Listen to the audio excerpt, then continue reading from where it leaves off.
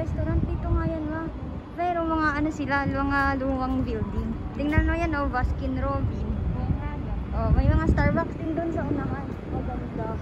Parang ganyan siya. Tingnan natin kung saan. Oh, bibili ka ba ng yate, ma? Pag nanalo ka sa loto. Bibili akong yate. Sa yate na ako titira. Diba? Ano pang gagawin ko sa yate? Kung sa yate ako titira. Wala namang bagyo dito eh. So, magyayate ka na pa uwing Pilipinas. Pero na lang kung may bagyo, bagyuhin dito eh. Hindi naman bagyuhin.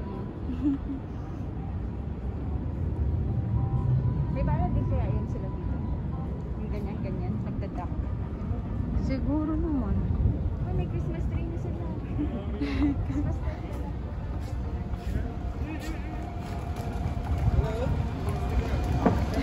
Mabuti.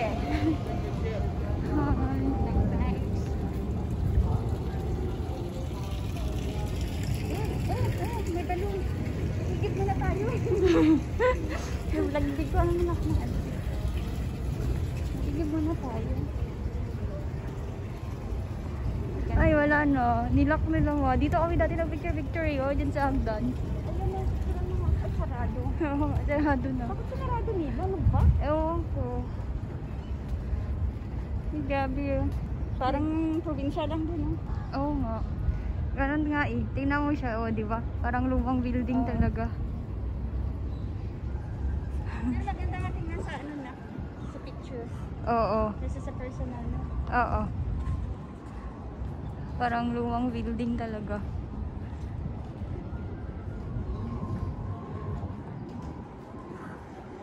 Siguro walang masyado ngayon kasi tag-init nga. Kaya walang masyadong mga tinatindo. Pag ano kasi pag winter, parang marami namang tao. Oh, may supermarket dito na po. Oh, di ba? Bibili ka bang tinapay? Dito yung tinapay. Alam mo, gusto na tayo mamaya. Ngayon gabi. Tinapay tayong kakainin mamaya. Sarado naman.